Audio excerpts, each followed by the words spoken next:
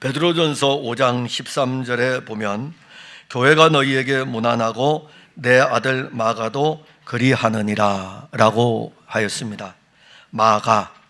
마가라는 인물, 사실 이 마가는 예수 그리스도의 복음 사역에 아주 중요한 인물입니다. 사도는 아니지만 아주 중요한 인물이에요. 그가 예수 그리스도의 복음을 글로써 이렇게 기록하여 가지고 남긴 것은 초기 기독교 공동체 성도들로 하여금 읽을 수 있도록 하였고, 그래서 이 글로써 이렇게 남긴 이 마가의 이 복음서는 어떤 면에서 보면 마가가 한 사역 중에서 가장 빛나는 사역이라 할 수 있습니다. 마가복음을 기록할 때 마가는 로마에서 베드로와 함께 있었습니다. 그래서 이 베드로와 영적인 친분을 관계를 가지고 있었고, 베드로 곁에 늘 있었어요. 왜냐하면 베드로가 순교할 때까지도 로마에 있기 때문에 이 베드로 곁에서 교제하고, 그래서 베드로로부터 주어지는 이 복음의 능력도 또 갖게 되고, 그래서 사실 베드로는 이 마가를 굉장히 가까이 여겼어요. 바울에게 디모데가 아들이었다면, 영적으로 낳은 아들이었다면, 베드로에게는 마가가 영적으로 낳은 아들입니다. 그래서 베드로전서 5장 13절에 교회가 너희에게 무난하고 내 아들 마가도 그리하느니라. 자, 마가복음은 이 족보가 등장하는 마태복음이나 누가복음과는 전혀 다르게 아주 곧바로 하나님의 아들 예수 그리스도의 복음의 시작이니라. 그냥 족보가 없어요. 마태복음이나 누가복음은 예수님의 탄생을 가지고 가는데, 마태복음은 예수님의 탄생이 족보로부터 시작해서 언급이 되고, 누가복음은 예수님의 탄생을 먼저 이야기하고 난 다음에 이 예수님의 탄생이 어디서부터 왔느냐 하면서 그 다음에 족보를 이야기합니다. 근데 마가복음은 그냥 곧바로 하나님의 아들 예수 그리스도의 복음의 시작이다. 복음의 시작, 즉 예수님의 공생의 사역으로 바로 들어가게 됩니다. 마가는 예수님이 하나님의 아들이시다, 예수님이 주 그리스도이심을 먼저 증거를 합니다. 예수님이 왜 하나님의 아들이신가, 예수님이 왜 그리스도이신지 마가는 1장 1절에, 즉 1장 1절에 기록하기를 하나님의 아들 예수 그리스도의 복음의 시작, 이렇게 선포를 하고 난 다음에 그거를 마가복음 16장까지 되어 있는데 전체의 내용을 통해 가지고 예수님이 왜 하나님의 아들이신지, 예수님이 왜 그리스도이신지에 대해서 자세하게 증거를 해나갑니다. 그게 바로 마가복음이에요. 예수님께서 오늘 중풍병자를 고치는 이 장면은 그가 하나님의 아들이신 것을 증거해 주는 장면인 것입니다. 이미 하나님의 아들이신 예수님은 갈릴리 지역에서 복음 사역을 했습니다. 그래서 많은 능력을 나타내고 많은 병자들을 고치고 그랬습니다. 제자들을 부르기도 하고 귀신들도 쫓아내고, 그 갈릴리 지역을 중심으로 예수님의 사역이 이렇게 왕성하게 이루어지고 있었습니다. 그러다가 우리 예수님께서 나병 환자를 치료하는 사건이 일어나게 됩니다. 나병 환자를 치료하고 난 다음에 예수님께서 나병 환자에게 이렇게 말씀했어요. 아무에게도 이야기하지 말라 이겁니다. 그런데 이 나병 환자가 이 치료를 받았으니까 얼마나 좋았겠어요. 다니면서 자기가 치료받은 것에 대해서 다 이야기를 합니다. 뻔히 보이는 거 아닙니까? 나병이라고 하는 이 자체는 겉으로 이렇게 다 드러나서 그야말로 딱정이가 지고 진물이 나고 다 보입니다. 사람들이 이 나병 환자를 멀리 하는데, 근데 이 나병 환자가 치료를 받으니까는 이제는 나병 환자가 사람들을 만나는 거예요. 만나가지고 내가 치료를 받았다는 것에 대해서, 나를 고쳐주신 분은 예수님이시라는 사실에 대해서 갈릴리 지역에서 쭉 이렇게 특히 가버나움에서 그 이야기를 합니다. 그럴 때에 이 나병 환자를 통해 가지고 예수님에 대한 소문이 그 지역에 급속히 퍼지게 됩니다. 마가복음 1장 45절에 보면 그러나 그 사람이 나가서 그 일을 많이 전파하여 널리 퍼지게 하니 그러므로 예수께서 다시는 드러나게 동네에 들어가지 못하시고 오직 바깥 한적한 곳에 계셨으나 사방에서 사람들이 그에게로 나오더라. 자, 마을에서 나병 환자를 통해 가지고 예수님이 고쳐주셨습니다. 예수님이 고쳐주셨습니다. 소문이 나니까는 사람들이 예수님에게로 딱 나오는 거예요. 예수님께서 어디로 피하시냐면은 동네를 떠나가지고 한적한 곳으로 가십니다. 한적한 곳으로 갔더니 이번에는 한적한 곳에 예수님이 계시니까는 그 한적한 곳으로까지 사람들이 따라오는 것입니다. 그런데 오늘 본문에 보게 되면은 한적한 곳에 머물러 계시던 예수님께서 지금 가버나움에 들어오십니다. 자, 가버나움에 들어오시는데 이 가버나움에 대해서는 누구의 집이 있냐면은 안드레와 시몬의 집이 거기 있습니다. 안드레와 시몬의 집이 있는데 예수님께서 가버나움에 들어오셔가지고 더러운 귀신 들린 사람을 고쳐주십니다. 그리고 또 하나, 베드로 장모의 열병을 고쳐주십니다. 그러다 보니까는 예수님이 사역을 할 때에 가버나움에 가시게 되면은 누구의 집에 자주 가냐면 베드로의 집이 그의 거처였어요. 베드로의 집이 예수님의 거처였습니다. 그래서 베드로의 집에 사역을 하다가 베드로의 집에 들어가고 베드로의 집에서 쉼을 누리고 그리고 또 사역을 하고 가버나움에 들어갈 때는 가버나움에서 베드로의 집은 예수님을 위한 제공처였습니다. 그런데 이 예수님이 베드로의 집에 있다는 소문이 그 지역에 퍼지게 되고 많은 사람들이 오늘 본문에서는 사실 어느 한 집에 머물렀다 그러는데 예수님 가버나움에서 베드로의 집에 머물러요. 그래서 이 베드로의 집에 사람들이 몰려옵니다. 사람들이 몰려오는데 얼마나 많이 몰려왔는지 집 문 앞까지 꽉 찼어요. 그리고 인산인해를 이룰 정도로 예수님이 머물고 있는 이 베드로의 집에 그냥 꽉꽉했습니다. 그때 이 중풍병자들에게도 이 소문이 들려졌고 그래서 중풍병자를 메고 그 친구들이 예수님께로 나옵니다.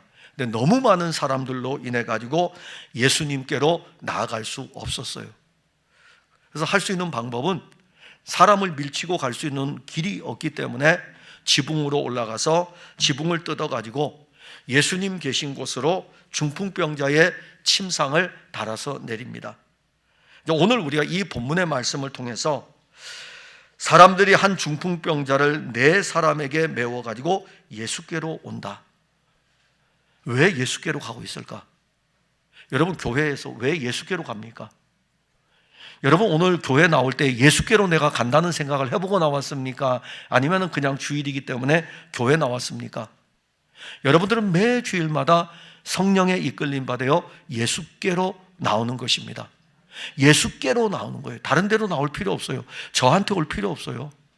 사람들과 만나기 위해서 올 필요도 없어요. 예수께로 가야 되는 거예요. 예수께로. 그런데 오늘 이 예수께로 나와야 된다라는 이 말씀을 통해서 우리가 살펴볼 뭔가지는 왜 예수님께로 가야 하느냐? 그게 중요하죠. 왜 예수님께로 가야 됩니까? 여러분들 교회 생활하면서 왜 예수님께로 가야 됩니까? 본문 1절에 보면 수일 후에 예수께서 다시 가버나움에 들어가시니 집에 계시다는 소문이 들린지라. 갈릴리 지역을 다니는 예수님의 사역. 근데 예수님은 어디에든지 거처를 두지를 않았습니다. 예수님은 주소가 없어요. 예수님은 땅에서 주소가 없습니다. 집 주소 다 있죠. 우리 교회 주소 있죠. 경기도 화성시 효행로 1142. 우리 교회 주소가 있어요. 이 교회는 여기예요. 여러분들 집마다 다 여러분들의 주소가 있어요. 거기가 여러분들의 거처 아닙니까? 근데 예수님은 주소가 없어요. 거처가 없다는 것입니다.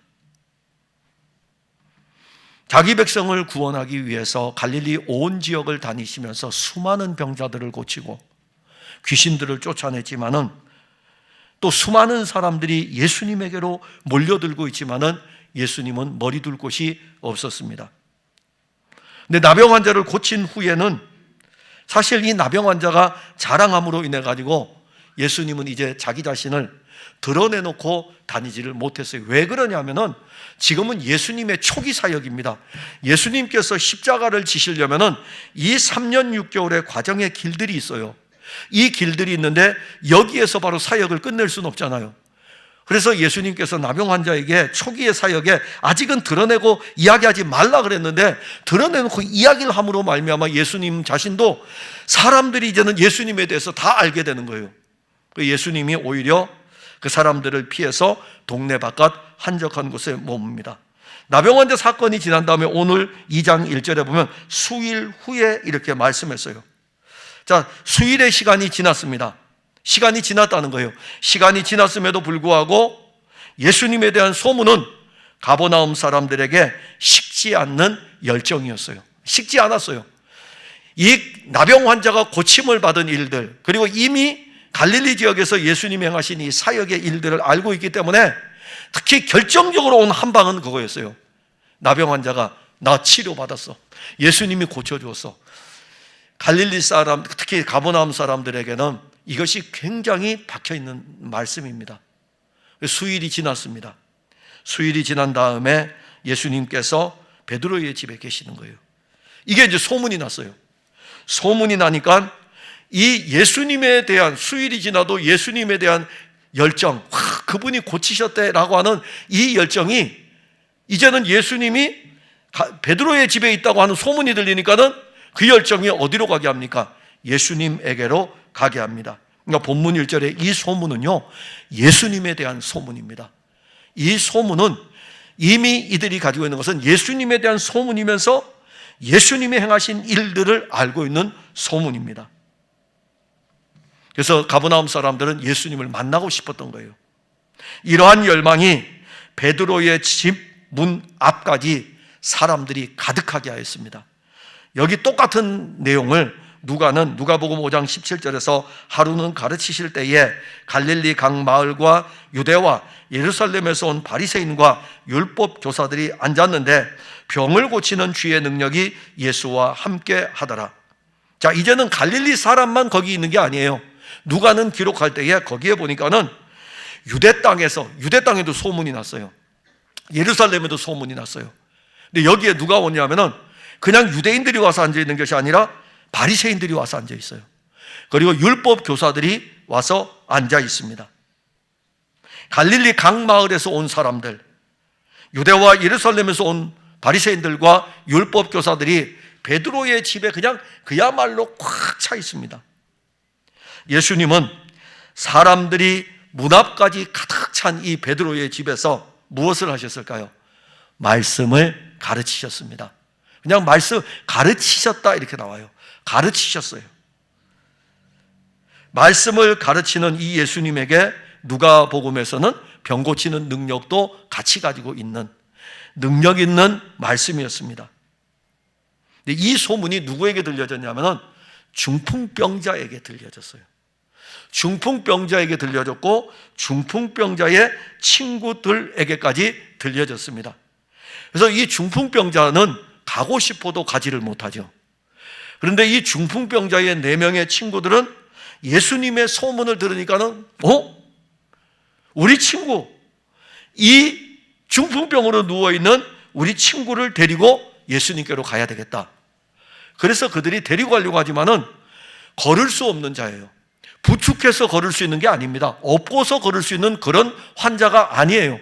아예 누워있는 환자이기 때문에 침상을 가지고 움직일 수밖에 없는 그런 환자입니다. 그래서 어떻게 하면 데려갈까? 그래서 4명의 사람들이 이 중풍병자를 이렇게 상에 올려놓고 상에 올려가지고 예수님을 데리고 갑니다. 중풍병자가 언제부터 이 병에 걸렸는지는 성경은 기록을 안 합니다. 근데 아무튼 이 중풍병자는 자기 몸을 움직일 수 없는 상태입니다. 그가 스스로 일어나려고 시도해 보지 않았겠습니까? 왜 안 해보겠어요? 중풍병 걸렸다고 누워있다고 해서 가만히 있겠습니까? 스스로 일어나 보려고 노력했겠죠.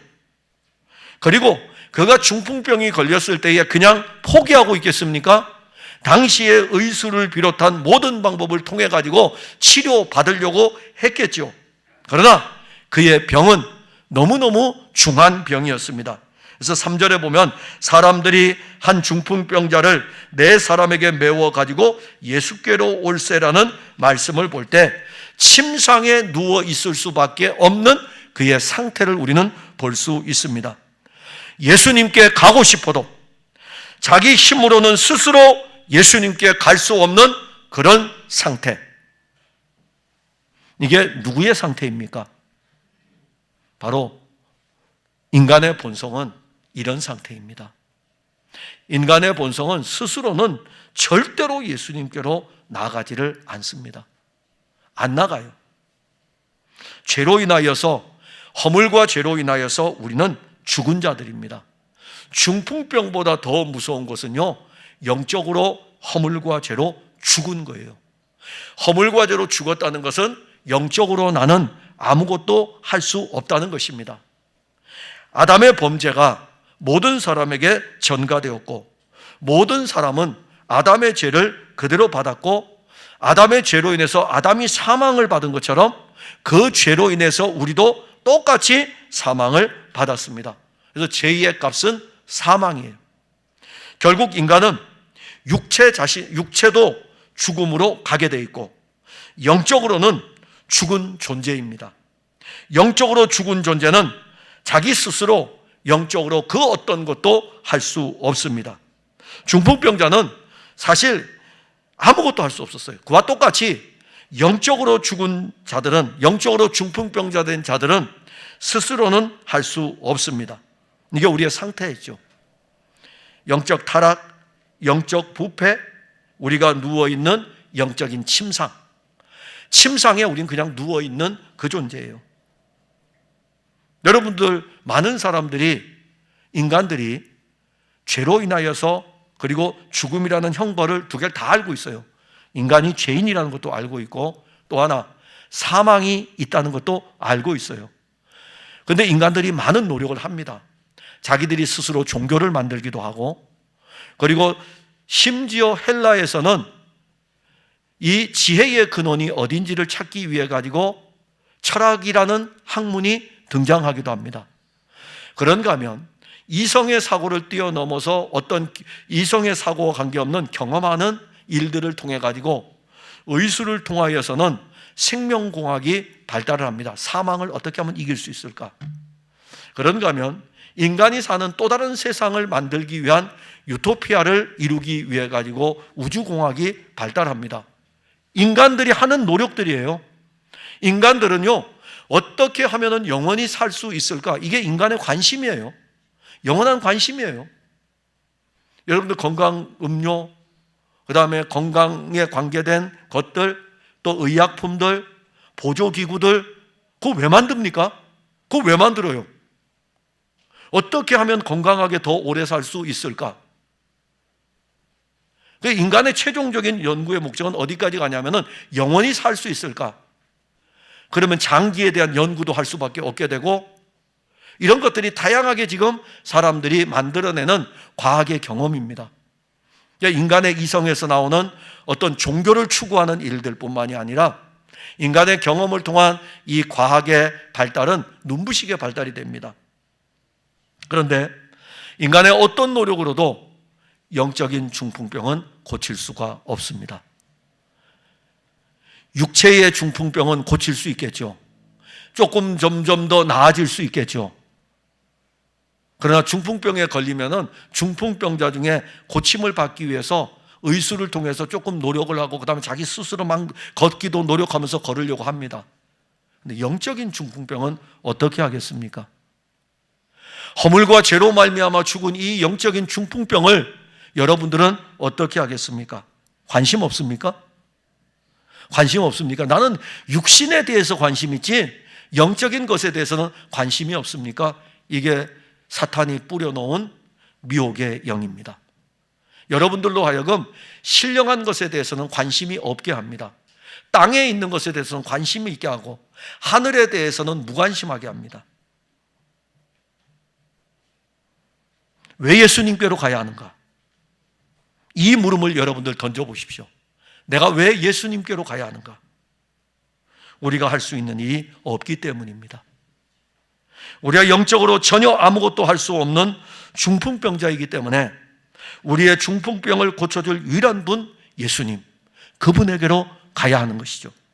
예수님은 우리의 중풍병을 고쳐주기 위해 가지고 하늘의 영광 보좌를 버리고 육신을 입고 이 땅에 오신 것입니다.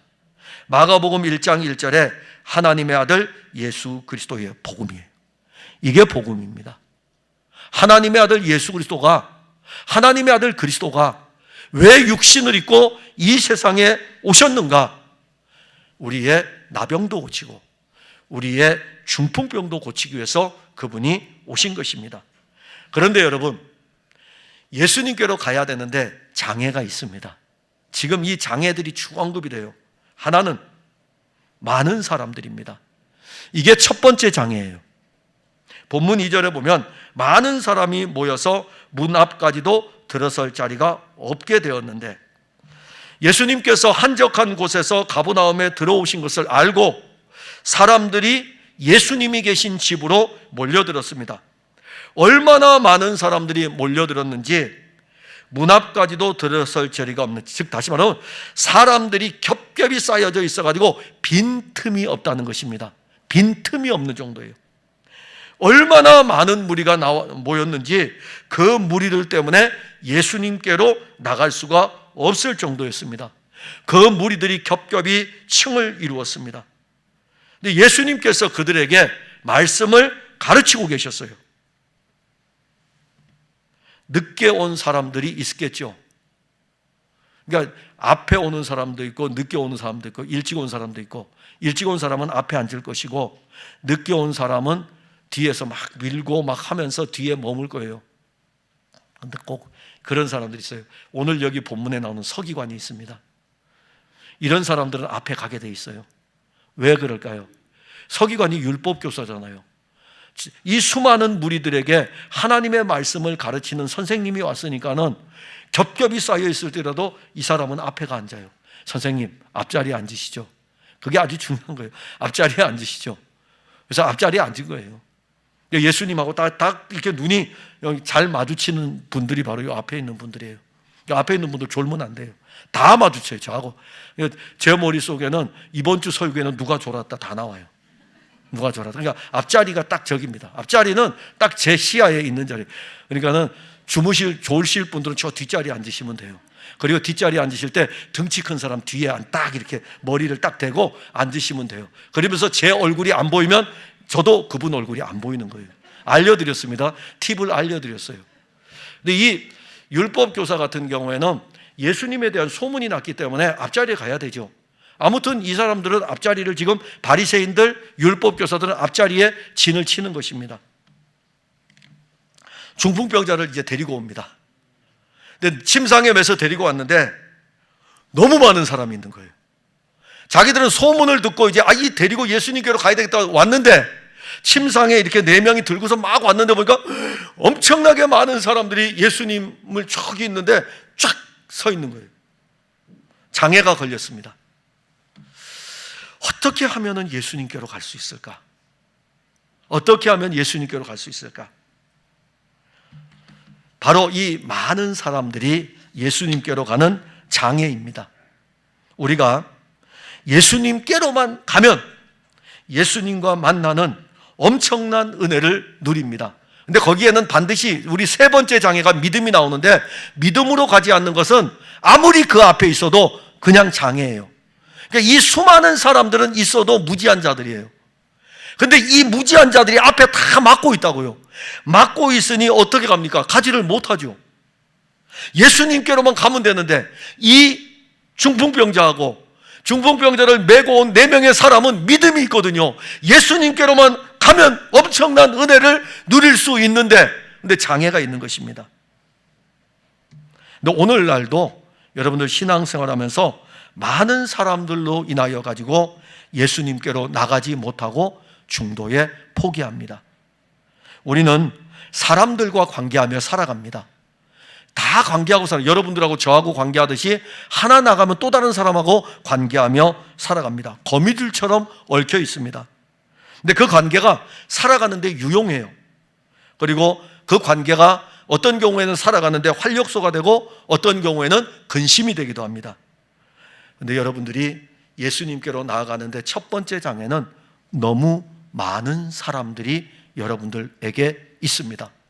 그러니까 교회를 나오지 못하는 사람들은요, 주일날 너무 많은 사람 만나서 그래요.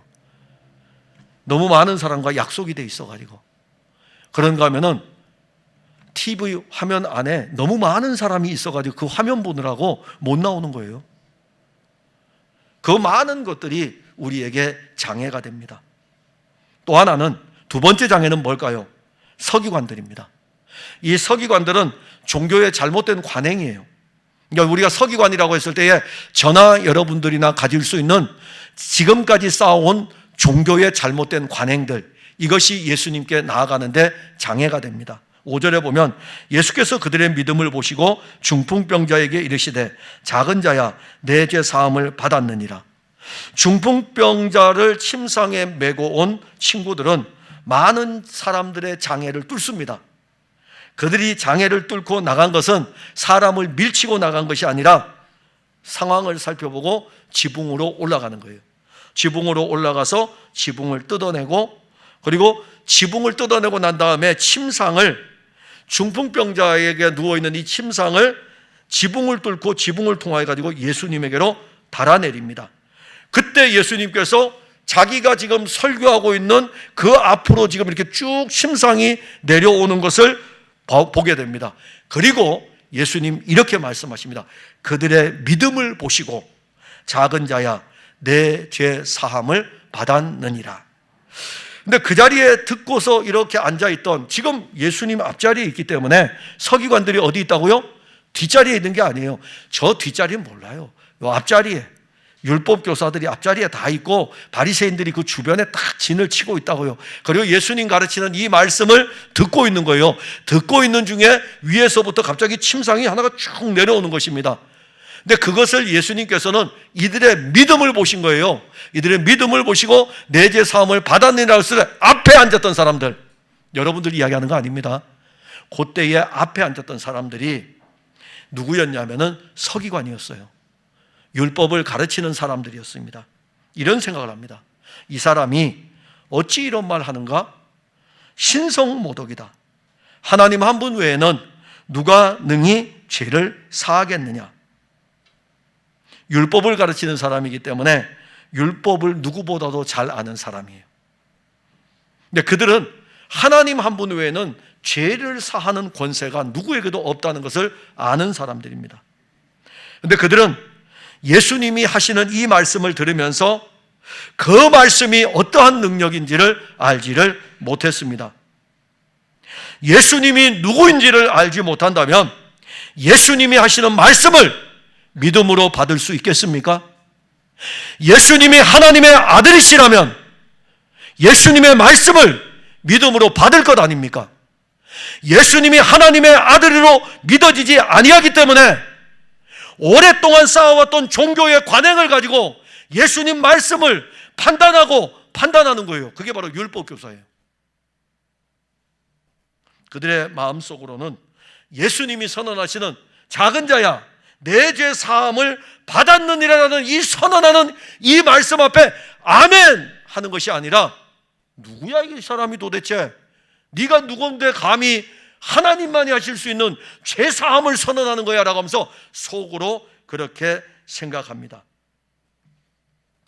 예수님께 나와서 우리 죄가 사함을 얻는 것이 은혜 중에 은혜인 것입니다. 성도는 예수 그리스도로 말미암아 죄사함의 은혜를 입은 것을 가지고 있어야 돼요. 왜 우리의 신앙이 미지근하고 왜 우리의 신앙이 종교화되어 가냐면은 죄사함의 은혜가 식어지고 있기 때문입니다. 죄 용서를 받았다 이거죠. 근데 서기관들은 말씀이 육신이 되어 오신 이 예수님 말씀을 거절을 합니다. 예수님 말씀은 그들이 거절해도 그대로 이루어집니다. 예수님 자신이 말씀이셔요. 그 말씀이 각 사람들 안에 자리를 잡으면 그 말씀은 각 사람들 안에서 생명으로 일합니다.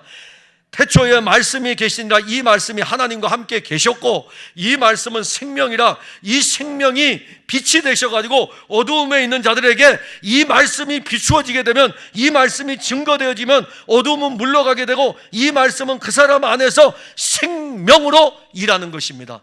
말씀이 우리 안에서 일하는 것이죠. 근데 서기관들은 이 사람이 누군데 감히 죄사함을 선언해? 이런 사람에게 말씀이 일하겠습니까? 장애죠. 엄청난 장애입니다. 이 사람들은 예수님 앞에 지금 앉아 있지만 예수님의 말씀을 믿음으로 받아들이지를 못하고 있는 것입니다. 서기관들은 자기 종교로 가득한 거예요. 그들은 구약의 말씀과 구약의 말씀을 가지고 풀어서 내려오던 장로들의 유전이라는 것이 있습니다. 그러니까 말씀을 가지고 어떻게 하면은 하나님을 더 잘 섬길까라는 것에 대해서, 예를 들어서 십계명에 보게 되면 안식일에 일하지 말라 이렇게 말씀했어요. 아무 노동도 하지 말라. 그러면 이제 이걸 가지고 그냥 단순하게 받으면 끝나요. 근데 이것이 계명이에요. 그러면 이것을 가지고 설교를 할 거 아닙니까? 가르쳐야 될 거 아니에요. 그럼 교인들이 물어볼 거 아니에요. 아무것도 안 하는 것입니까? 그러면 그걸 가지고 이제 기록을 하기 시작해요. 아니다. 음식을 먹는 것은 괜찮다. 그걸 기록하는 거예요.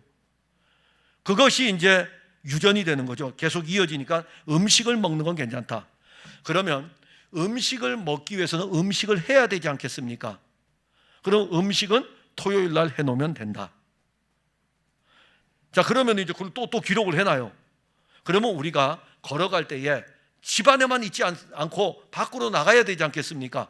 우리가 어디까지 걷는 것이 맞습니까? 오리까지만 걸어가야 된다.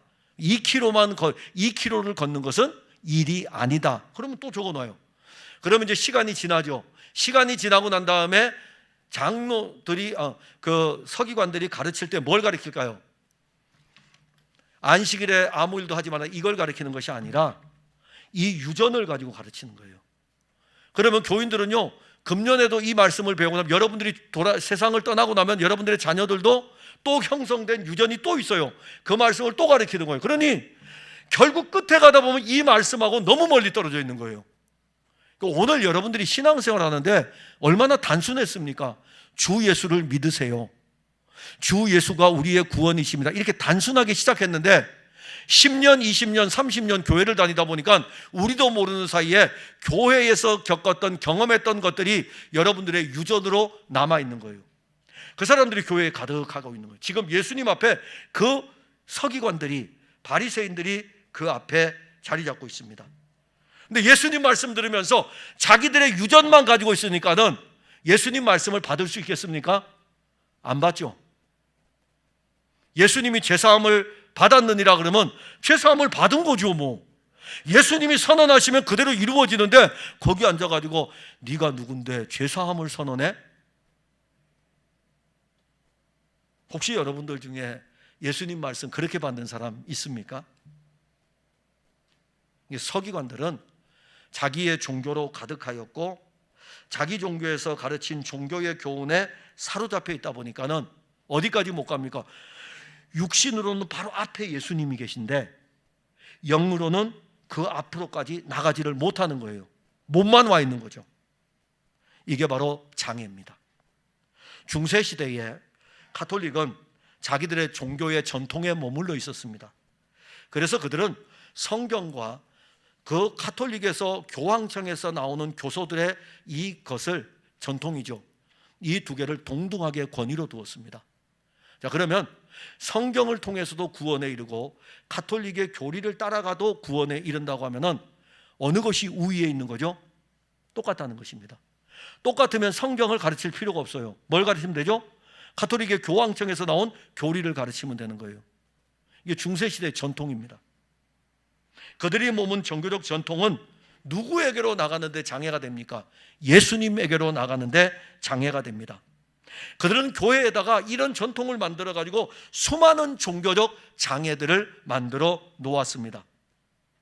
그리고 예수님께로 나아가는 다양한 방법들은 자기들의 종교의 전통에 따라 가지고 만들기 시작했습니다. 이게 가톨릭이에요. 종교개혁이 일어났습니다. 개혁자들은 뭐였습니까? 오직 성경, 오직 예수 그리스도, 오직 성경이다 이겁니다. 성경에서 무엇이라 말씀하고 있느냐? 그리고 성경에서 증거하는 예수 그리스도만이 우리의 유일한 구원이라는 것이 바로 종교개혁자들이었어요. 그들은 이 말씀을 통해서 사람들을 예수 그리스도에게로 데리고 갔습니다. 얼마나 이 장애가 심했는지요. 종교개혁이 일어나고 나서 100년이 지나는 동안에 끊임없이 서유럽 지역은요, 이 가톨릭과 루터파 교회와 개혁파 교회가 끊임없는 전쟁까지 치르게 됩니다. 우리의 종교적 행위가 예수님께로 나아가는데 장애가 될 수가 있습니다. 우리는 자기 종교를 합리화해요. 내가 지금 교회 다니는 것을 합리화합니다. 이게 우리의 본성의 모습이에요. 선악을 알게 하는 나무의 열매를 아담이 따먹었을 적에 하와가 따먹었을 적에 그들이 하나님이 딱 지적을 할 때에 뭐라고 이야기합니까? 합리화시키잖아요. 변명하잖아요. 내가 따먹었습니다. 내가 불순종했습니다. 이렇게 하질 않아요. 이게 인간의 본성이에요. 그러니까 인간은 자기의 종교를 합리화하려고 앉아 있습니다. 마치 서기관들이 예수님 앞에 앉아 있듯이. 근데 그 서기관들은 못 나가요. 그게 큰 장애입니다. 그러니까 우리도 오늘 예수님께로 못 나가는 것은 우리가 가진 어떤 종교의 전통 때문에 예수님께로 못 나가는 것입니다. 예수님께로 가야 돼요. 예수님께로 가야 됩니다. 그 다음에 세 번째 장애는 뭐냐면 믿지 못하는 거예요. 12절에 보면 그가 일어나 곧 상을 가지고 모든 사람 앞에서 나가거늘 그들이 다 놀라 하나님께 영광을 돌리며 이르되 우리가 이런 일을 도무지 보지 못하였다 하더라. 중풍병자는 고침을 받은 다음에 자기의 침상을 가지고 모든 사람이 보는 앞에서 당당하게 걸어갔습니다. 예수님께로 나올 때에는 친구들이 데려올 수밖에 없었어요. 그러나 이제는 예수님의 능력으로 고침을 받은 후에 두 발로 많은 사람들이 보는 데서 걸어갔습니다. 그때 그 광경을 본 그 많은 사람들이 하는 말, 우리가 이런 일을 도무지 보지 못하였다. 너무나 당연한 것 아닙니까? 누워가지고 온 사람이 걸어가는 것을 봤으니 우리가 이런 일을 도무지 보지 못하였다. 이런 일이 어떻게 일어날 수 있겠습니까? 그렇다면 이런 일이 일어났으면 예수님이 하나님의 아들이신 것을 믿어야 되지 않습니까? 근데 그들은 믿지 못했습니다. 지금 베드로의 집에 있는 많은 사람들은 예수님의 소문을 듣고 모인 사람들입니다. 그들은 그곳에서 예수님 말씀을 들었습니다. 지금 예수님이 가르치고 있었거든요. 가르치는 중에 지금 이 사건이 일어났기 때문에 듣고 있었습니다. 그리고 말씀을 들을 뿐만이 아니라 중풍병자가 고쳐지는 것도 보았습니다. 만일 이 사람들이 여기까지만 간다면 이것은 육신으로는 예수님께 왔어요. 자기 육신으로는 예수님께 왔지만은 예수님께서 하나님의 아들 그리스도이심은 믿지 못하는 것입니다. 이게 영적으로 예수님에게로 나아가는 또 하나의 장애물입니다. 오늘 여러분들이 교회에 나올 수 있고 교회에 앉아 있을 수 있어요. 그런데 여러분들의 이 영적인 장애가 뭐냐 하면은 믿음이 없는 것이에요. 믿음이 일어나지를 않는 것입니다. 교회를 다니면서 예수님이 하나님의 아들이 그리스도이시고 하나님의 아들 그리스도께서 우리를 죄에서 구원하여 주신 것을 믿지 못한다면 그 사람은 교회에 올 때마다 늘 육신은 교회에 와서 예수님께로 오는 것 같지만 영적으로는 바리새인과 같고 영적으로는 서기관과 같고 영적으로는 우리가 이런 일을 도무지 보지 못하였다고 하는 그 집의 수많은 무리들과 같은 그런 존재일 뿐입니다. 그러면 예수께로 가는 믿음은 어떤 것을 일으킵니까? 온전함으로 나아가는데 4절과 5절에 보면 무리들 때문에 예수께 데려갈 수 없으므로 그 계신 곳에 지붕을 뜯어 구멍을 내고 중풍병자가 누운 상을 달아내리니 예수께서 그 믿음을 보시고 중풍병자에게 이르시되, 예수님은 중풍병자가 누워있는 그 침상이 자기 앞에 내려오고 있는 것을 보았어요. 자, 그럴 때에 우리가 그러죠. 와, 니들 대단하다. 어떻게 앞에 사람들이 이렇게 많은데 지붕을 뜯어가지고 이렇게 달아내리느냐? 행위를 이야기하겠죠. 와, 니들 진짜 대단하다. 근데 예수님은 오늘 그들의 믿음을 보셨다 그랬어요. 그들의 행위를 보시고가 아니라 그 믿음을 보시고, 중풍병자, 믿음이라고 하는 이 자체에 중풍병자를 메고 온 4명의 사람들, 그리고 침상에 누워있는 중풍병자는 예수님의 소문을 들었어요. 예수님이 나병을 고치셨대. 그래? 그러면 우리 친구, 이 친구도 고치겠다. 예수님이 고쳤다면, 예수님이 하나님의 아들로 고쳤다면 이 친구도 고치겠는데, 이 믿음이 이 사람을 데리고 가는 거예요. 지붕을 뜯어서 달아 내리는 것입니다. 중풍병자는 움직일 수 없잖아요. 집 안에만 있습니다. 친구들이 전하여 준 예수님에 대한 소문을 듣고 무엇이 있을까요? 나 예수님에게로 가야 되는데, 예수님에게로 가야 되는데, 이 믿음이 자라는 것입니다. 복음이라는 것은요, 여러분 한 번에 이렇게 쭉 자라는 것이 아니라, 오늘 오후 예배 때 베드로후서 1장에 복음의 진보가 나옵니다. 그 부분에 또 언급을 하겠지만은, 복음이 우리 안에 일하게 되면은, 복음은 생명이기 때문에, 그리스도는 생명이기 때문에 우리 안에서 믿음이 일어나게 돼요. 믿음이 일어나게 되고 그 믿음은 자라게 됩니다. 중풍병자뿐만 아니라 중풍병자를 데리고 온 4명의 친구들도 예수님에 대한 소문을 듣고 자기의 친구를 예수님께로 데려가면 이 친구는 고침을 받을 수 있다, 이 믿음이 있었던 거예요. 이들의 믿음은 예수님께로 가는데 어떤 장애물도 문제가 되지를 않습니다. 많은 사람들이 겹겹이 그 길을 막고 있어도 문제가 되지 않고, 이들의 믿음은 지붕을 뜯고 마침내 예수님에게로 중풍병자를 달아 내리고야 마는 것입니다. 예수님은 중풍병자와 4명의 친구들의 행위를 보신 것이 아니라 그들의 믿음을 보신 것입니다. 그들의 믿음은 그들로 하여금 어떤 장애가 있을지라도 예수님께로 데리고 가는 것입니다. 예수님은 자기 앞에 침상이 내려오는 것을 보고 그 침상에 누운 중풍병자의 믿음을 보시고, 작은 자야 내 죄 사함을 받았느니라. 죄 사함을 받았어요.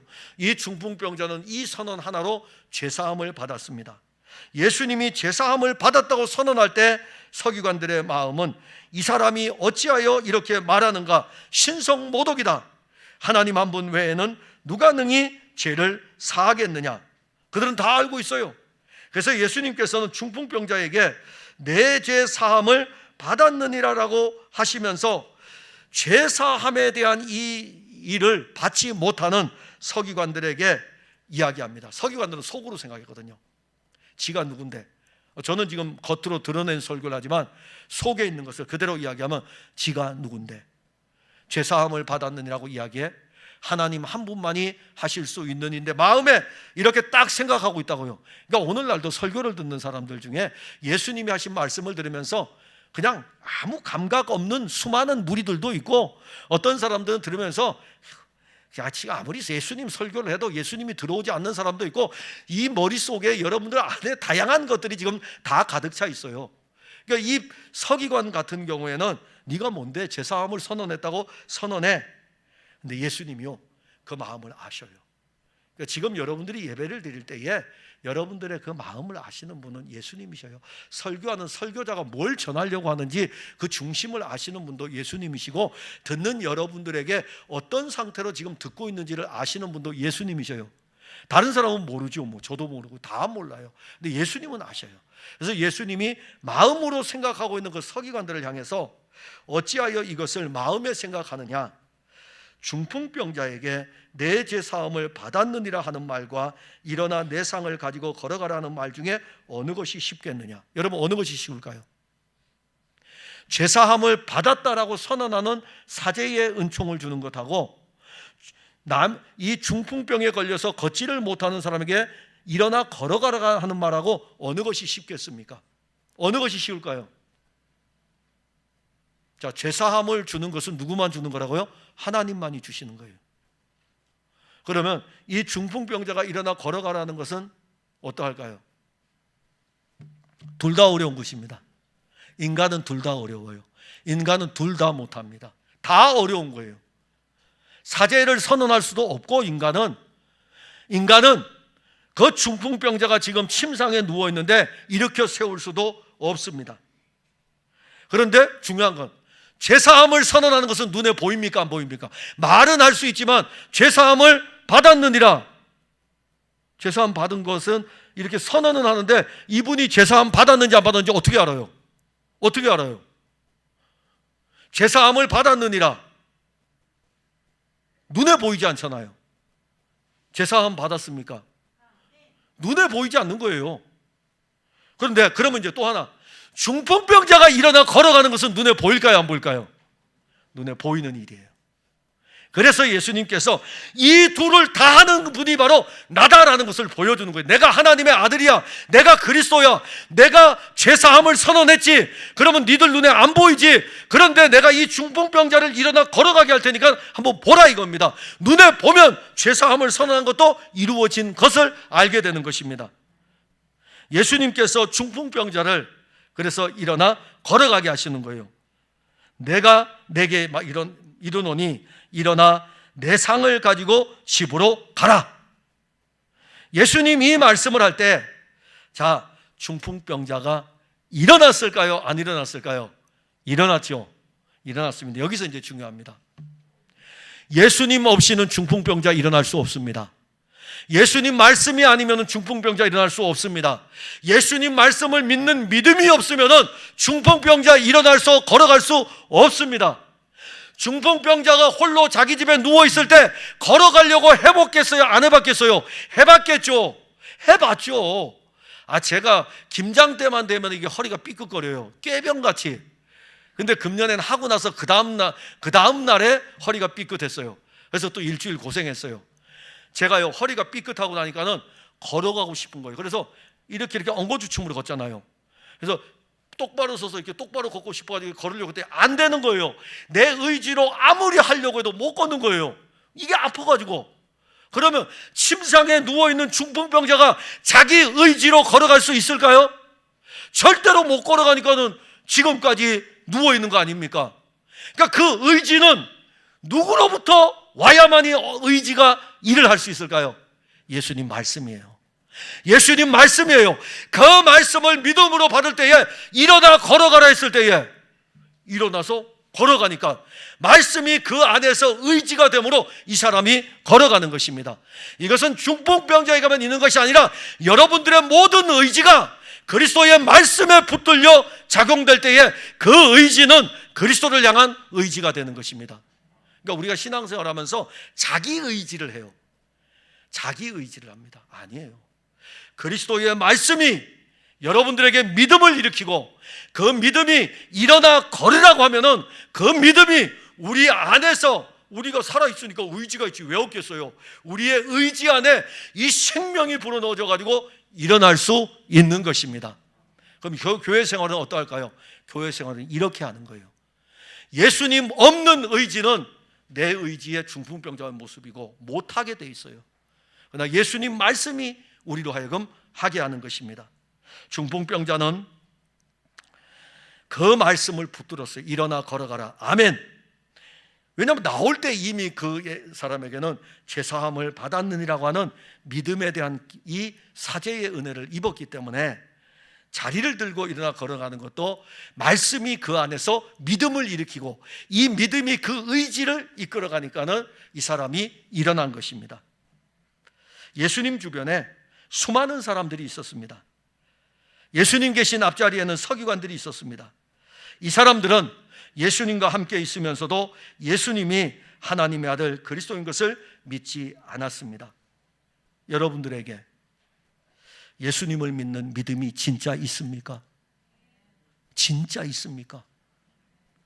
우리가 가진 믿음은 예수께서 하나님의 아들 그리스도이심을 믿는 믿음입니다. 우리가 가진 믿음은 예수님이 우리에게 죄사함을 준 생명의 믿음입니다. 우리가 가진 믿음은 예수님으로부터 영적 중풍병에서 치료받은 믿음입니다. 이러한 은혜를 입은 것이 우리가 예수께로 또 나가는 것입니다. 사랑하는 성도 여러분, 하나님의 아들 예수 그리스도의 복음의 시작입니다. 누구든지 예수 그리스도에게로 나가지 않으면 죄사함의 은혜를 입을 수 없습니다. 예수님께로 나가지 않으면 그 사람은 늘 침상에 누워있는 중풍병자로 교회를 다닐 뿐입니다. 고침을 받고 싶다면 예수님께로 가세요. 고침을 받고 싶다면 예수님께로 나가시면 됩니다. 혹 우리 중에 그럴 힘이 없고 나는 예수님께 대한 믿음이 있는 것 같은데 그럴 힘이 없다면 여러분들이 그 사람들의 친구가 되어 주십시오. 그리고 예수께로 나가는데 장애가 있다면 그 장애가 사람들입니까? 너무 많은 사람들과 이야기하다 보니까는, 아니면은 여러분들이 가진 기득권의 종교입니까? 그렇지 않으면 아직도 믿지 못하는 것이 있습니까? 풍성한 교회 성도들은 한 몸의 교회 공동체입니다. 중풍병자와 4명의 친구들처럼 같은 믿음을 가지고 함께 예수 그리스도에게로 나아가는 것입니다. 자, 나아갈 때는 혼자 가셔도 돼요. 혼자 여러분들 개개인이 혼자 나아갑니다. 이것이 필요해요. 그 다음에 또 하나는 데려갑시다. 혼자도 가고 데려갑시다. 이것은 공동체로 함께 예수님께 나아가는 것입니다. 그리하면 한 몸의 교회로, 지금 중풍병자와 중풍병자를 데려온 4명의 친구들이 이 베드로의 집에서 한 몸의 교회로 세워가는 것을 보듯이 우리 교회는 그렇게 세워가는 것입니다. 기도하겠습니다. 하나님, 은혜와 사랑을 감사합니다. 우리는 신앙생활을 하면서 오랫동안 그리스도 예수를 믿는 믿음으로 살아왔습니다. 그런데 믿음을 가지고 있으면서도 우리가 예수께로 나가는 데에는 오랫동안 신앙생활하며 교회를 다녔던 전통들이 우리 앞길을 막고 있고, 또 심지어 어떤 경우에는 믿음이 없는 사람들도 있습니다. 주변에 수많은 좋은 것들로 관계를 맺음으로 인해서 예수님께로 가는데 장애도 있습니다. 우리에게 믿음을 주시고 예수께로 말미암아 난 믿음을 통하여서 우리로 하여금 예수께로 더 향하게 하시고 나아가게 하시고, 주 예수께서 우리의 영적인 중풍병을 고쳐주셨으니 일어나 걸을 때에 누구에게로 가냐면은 표대이신 그리스도 예수에게로만 향하도록 도와주옵소서. 예수님 이름으로 기도하옵나이다. 아멘.